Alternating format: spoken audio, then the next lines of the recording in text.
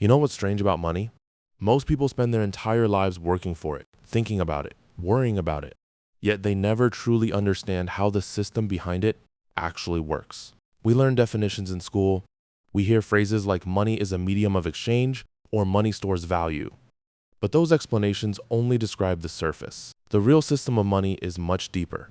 There is an invisible structure behind it that quietly shapes whether people struggle financially or sleep peacefully at night. The most surprising part is that almost nobody explains how this system actually works. And the reason is simple. The people who benefit the most from the system are the ones who design the rules. Imagine playing a complicated game your entire life without ever learning the rules. That is exactly how most people interact with money. So let me ask you a simple question. What exactly is money? Most people say money is cash, coins, or numbers in a bank account. Technically, money is a medium of exchange. It allows us to trade goods and services without needing to barter directly.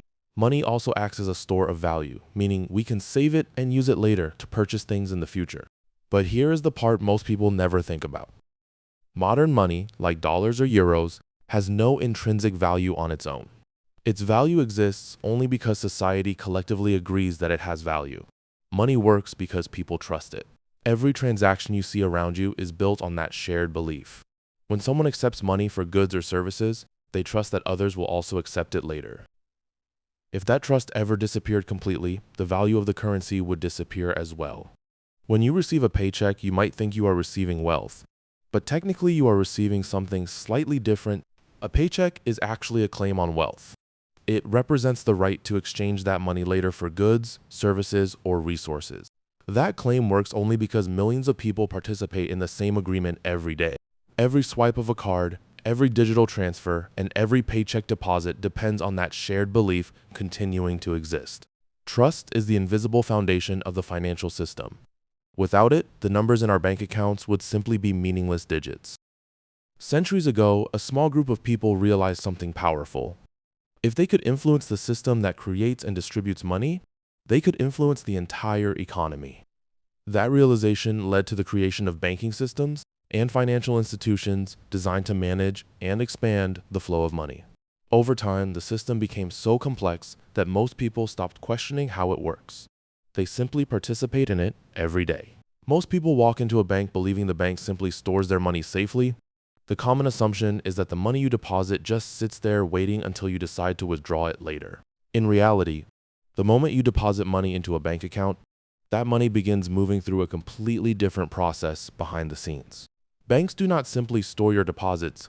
Instead, they lend most of that money out to other people in the form of loans. This system is known as fractional reserve banking.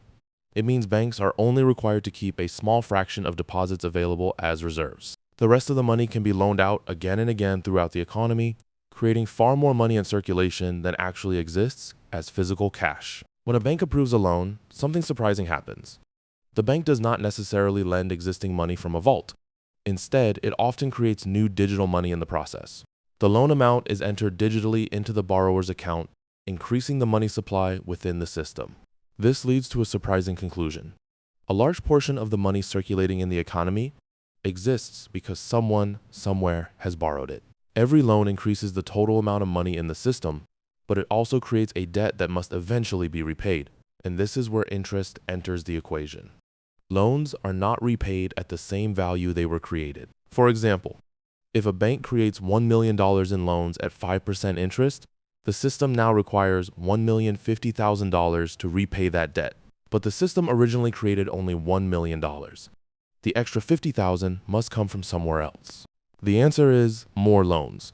New debt must constantly be created in order for the system to continue functioning. This creates a system that depends on continuous expansion. Without new borrowing, the financial system would begin to slow down dramatically. Debt becomes the fuel that keeps the financial engine running. This pattern does not only apply to individuals. Governments themselves participate in the same system through national debt. In recent years, the United States national debt surpassed $37 trillion, illustrating how large this system has become. At the household level, the situation is also dramatic. The average American household carries well over $150,000 in total debt. Mortgages, student loans, car loans, and credit cards combine to form a financial structure that many people spend decades trying to manage. Most people believe this situation exists because they personally made poor financial decisions.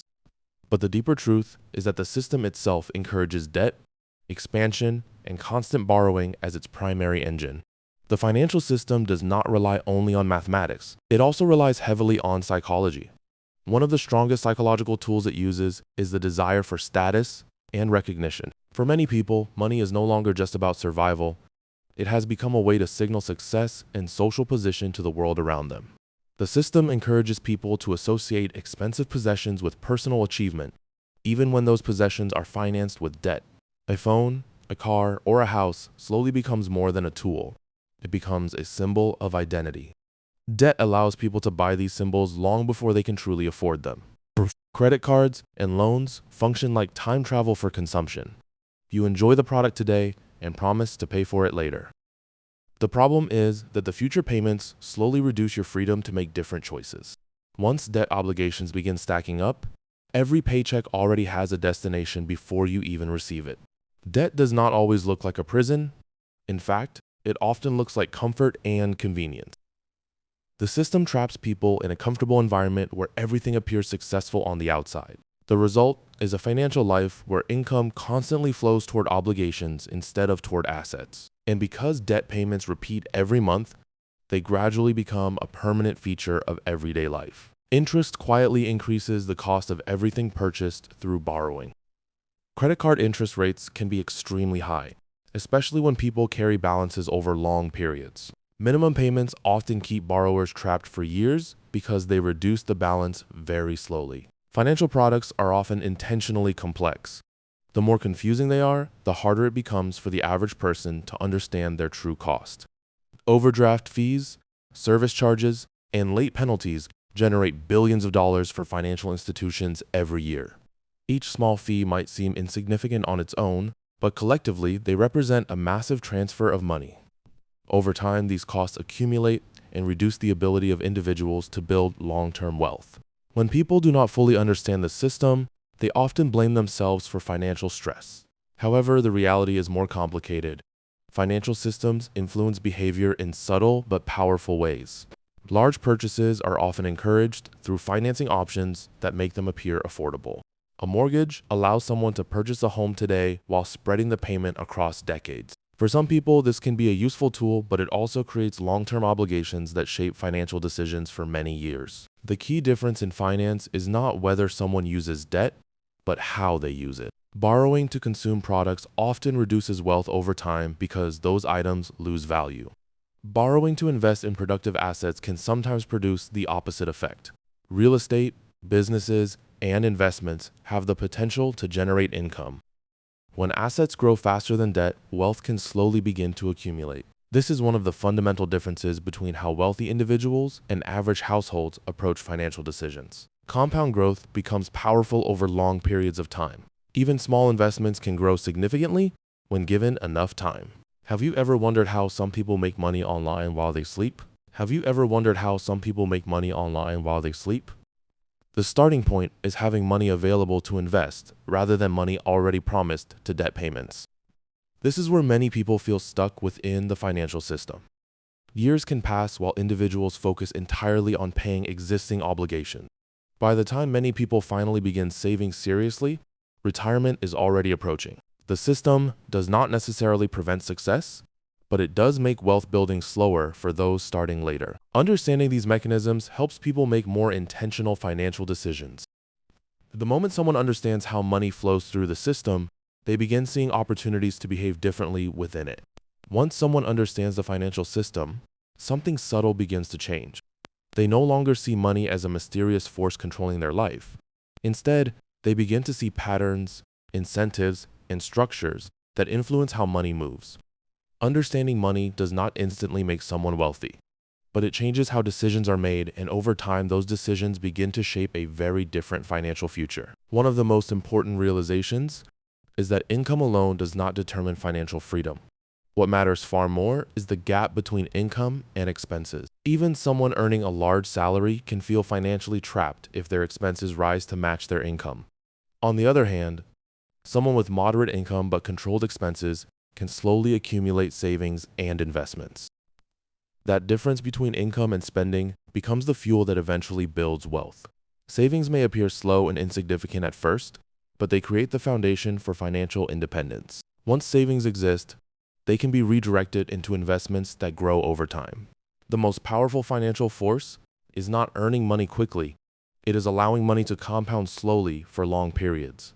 Compound growth may look insignificant during the first years, but over decades, it can transform modest investments into significant wealth. Time becomes the most valuable asset in the entire financial system. The earlier someone begins saving and investing, the more powerful compounding becomes. This is why two individuals earning similar salaries can end up with dramatically different financial outcomes. One chooses consumption first and investment later. The other chooses investment first and consumption later. Over time, the difference between those choices becomes enormous. Assets begin producing income independently from work. At that moment, money begins working for the individual instead of the individual working entirely for money.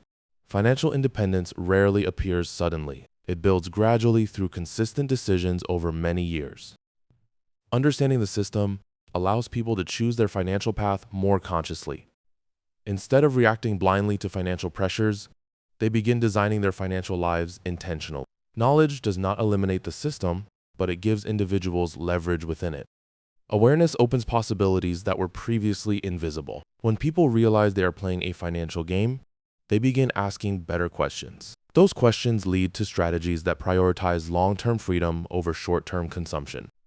The focus shifts from earning money to building assets.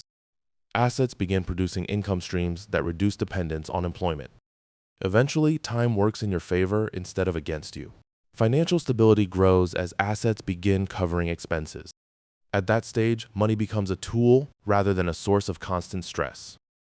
The goal is not unlimited wealth, but financial independence. Independence means having the freedom to make choices without financial fear controlling every decision. This type of freedom rarely appears overnight. It is the result of consistent awareness, disciplined spending, and intelligent investing. Step by step, the financial system begins working for you instead of against you. The difference between struggling and thriving often begins with understanding how the system operates. The more knowledge someone has about money, the better their chances of navigating the system successfully. You may not control the system, but you can learn how to move within it intelligently. And once you truly understand how money works, it becomes impossible to look at financial decisions the same way again. If you found this explanation useful and want to understand more about the system shaping your financial life, make sure to subscribe. Every week we break down complex financial ideas into simple concepts that help you